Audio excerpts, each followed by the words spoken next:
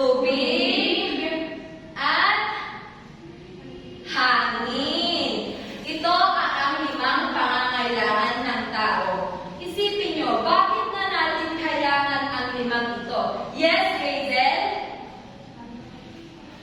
Guro, para tayo mabuhay. Magaling! Salamat, Hazel. Kailangan natin ang pagkain o yung 5 itong pangangailangan natin para tayo'y mabuhay. Mayroon tayong aktibidad. Excited na ba kayo? Opo, Guro! Handa na ba kayo? Opo, Guro! Ang tawag sa larong ito ay pindutin mo. Mayroon ako 5 larawan. Ano ito, mga bata? Puno! Ito ay mga iba't ibang uri ng puno. Ngayon, kung sino gusto unang mag-volunteer pupunta dito sa harap ay ipipindot ang napiling puno at mayroong tanong na lalabas at sasagutan mo ito. Ngayon, sino gusto mauna? Yes, Ismael?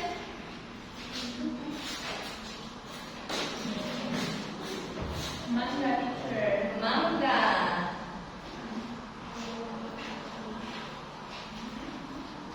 Ano ang gagawin natin para alagaan ang tubig at hangin? Teacher, ang gagawin natin para alagaan ang tubig at hangin ay huwag magtapon ng basura saan-saan at huwag sunugin ang mga cellophane at plastic para hindi mapulot, teacher. Magaling. Bigyan mo natin si Miss Mel ng 3 palakpak.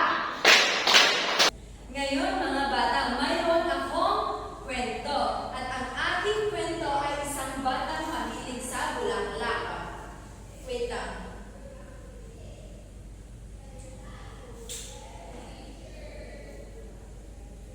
Ngayon, mga bata, mayroon akong kwento. Handa na ba kayong makinig sa aking kwento? Ang aking kwento ay pinamagatang isang batang mahilig sa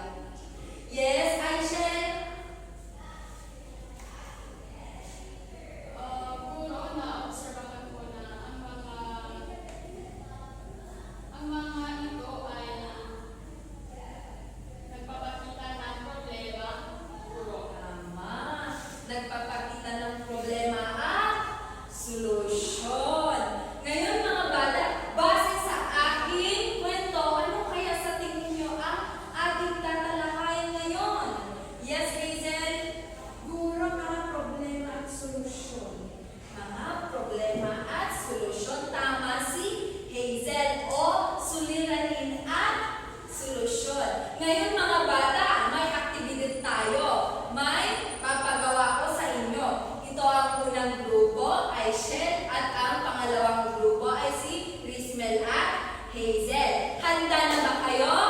Opo, Guro! Mga bata, ngunit bago yan, ano ang gagawin natin pag pangkatang gawain?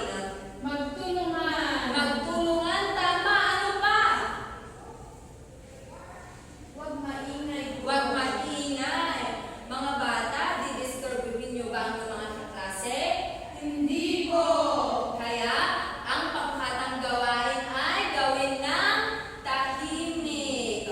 Okay. Bibigay ko sa inyo itong mga larawan. At dito, may dalawang larawan at isang meta card. Ngayon, obserbahan nyo itong mga larawan at sagutan ang mga tanong sa meta card. Gawin nyo ito sa 5 minuto lamang.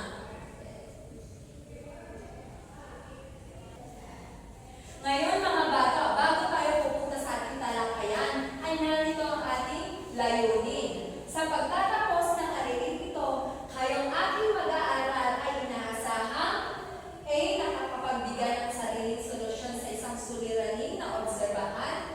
B. Nasusuri ang iba't ibang suliranin. At C. Natatalakay ang konseptong suliranin at kanyang solusyon. Ngayon mga bata, may pangkatang gawain tayo. Handa na ba kayo? Opo, Guro! Ngayon, ito ang unang grupo.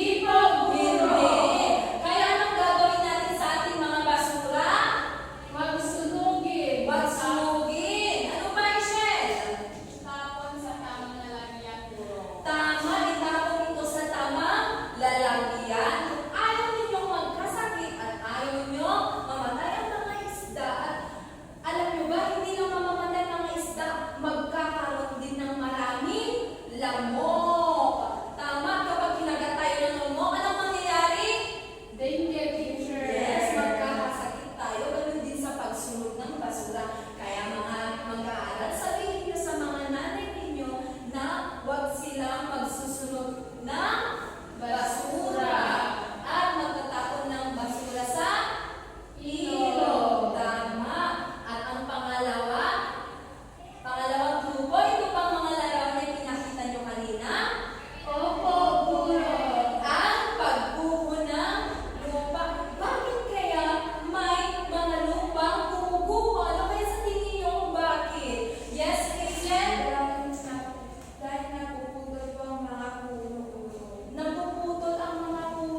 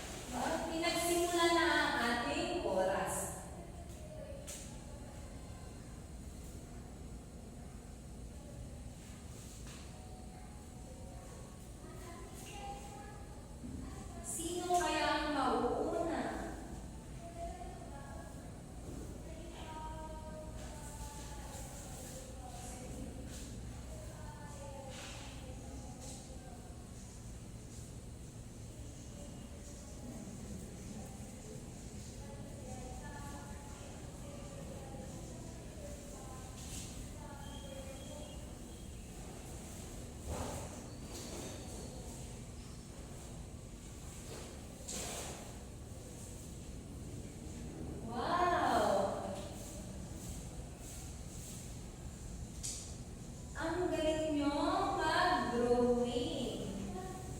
At ang ganda ng inyong mga sulat.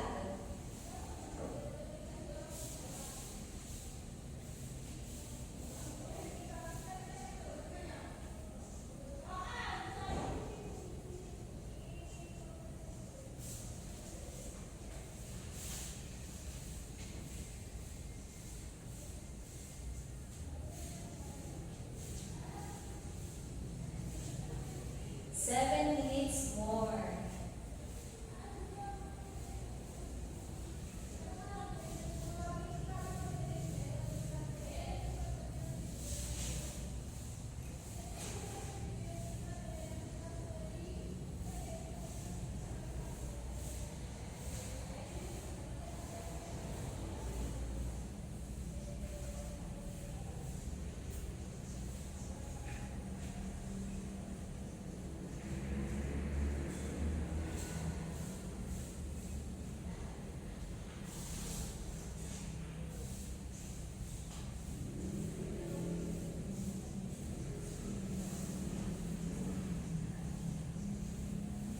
Six minutes.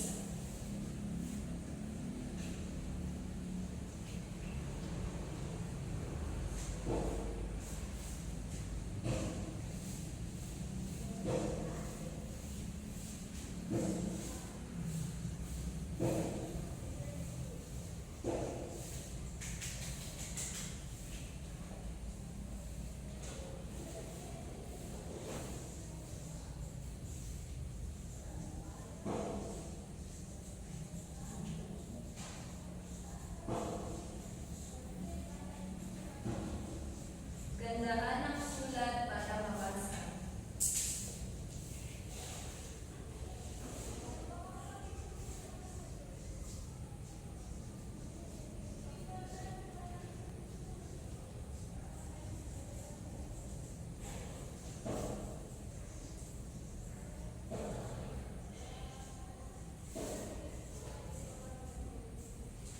Five minutes.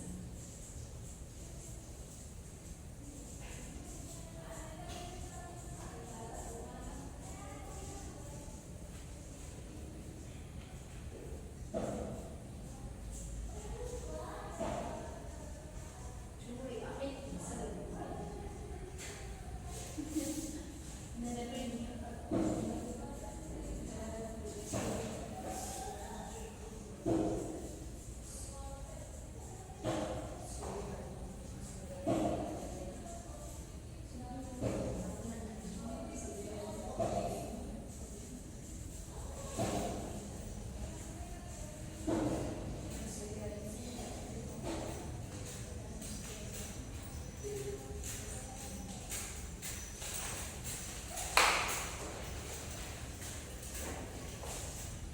Tapos na ba mga bata? Hindi pa guro. Hindi pa. Hintayin natin ang pangatlong grupo.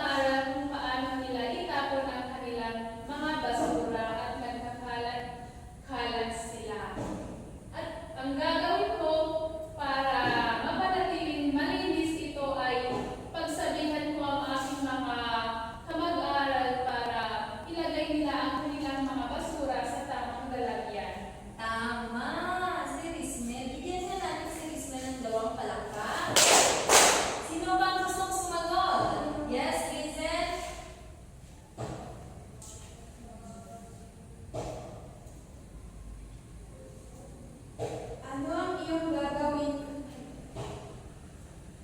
Okay. Paano nakakaapekto ang maduming bakuran sa ating kalusugan at kapaligiran? Teacher, nagkakasakit po tayo. Nagkakasakit. Nagkakasakit dahil Madumi ang kapaligiran. anong gagawin mo kapag madumi yung bakuran? Lilinisin, guro. Lilinisan. Bigyan na natin si Rina ng dalawang palakpak. Yan, gagaling naman ng aking mga mag-aaral. Ngayon, may tanong ako. Sino may problema dito? Teacher. Ano ang problema mo, Rismel? Problema ko, teacher, wala akong pera. Wala kang pera. Sa iyong problema, may naisip ka bang solusyon? Opo, guro. Tumayo, Rismel. Anong naisip mong solusyon? Teacher, kapag may naibigay si nanay ng pera, hindi ko gagastusin ng basta-basta. Tama. Dapat hindi tayo gasto ng gastos. Bigyan na natin si Rismel ng dalawang palakpak. Sino pa may problema? Yes, Hazel? Wala pa akong problema, puro. Wow! Wala akong problema si Hazel. Sana all. Si Aichel. Guro, palaging po akong problem. Wow! Galing naman! Wala kayong mga problema. Dahil wala kayong mga problema, ay may individual tayong aktibidad. Ngunit, mga bata, alam niyo ba, kung may problema na tayo, ang lagi niyong iisipin ay ang problema ay dumadaan lamang sa ating mga buhay. At kung may problema, gagawan ng solution. Okay, mga bata, may individual tayong aktibidad. Ito ay ang aking natutunan. Ito ay multiple choice. At gagawin nyo ito sa inyong 1/2 crosswise. Gawin nyo ng tahimik. Tapos na ba, mga bata? Opo, guro. Paano ulit ang pagpasa ng gawain? Mula sa kanan, papunta sa gitna, mula sa kaliwa, papunta sa gitna, sa likod, papunta sa harap, at sa harap, ibibigay kay guro. Maraming salamat, mga bata. Ngayon, mayroon kayong takdang aralin. Basahin ngayon mga takdang aralin. Sumulat ng 5 suliranin na nakikita ninyo sa inyong mga tahanan o paligid at bigyan ito ng solusyon. Ilagay ito sa inyong mga assignment notebook, gawin sa inyong mga bahay at ipapasa ninyo bukas. Mga bata, may mga suliranin ba sa inyong kapaligiran sa inyong mga bahay? Opo, guro. Ngayon, isusulat nyo ito sa inyong mga assignment notebook at ipapasa ninyo bukas. Mga bata, marami ba kayo natutunan ngayong araw? Opo, guro. Magaling! Ngayon mga bata, maraming salamat. Tumayo na kayo. Goodbye class. Goodbye.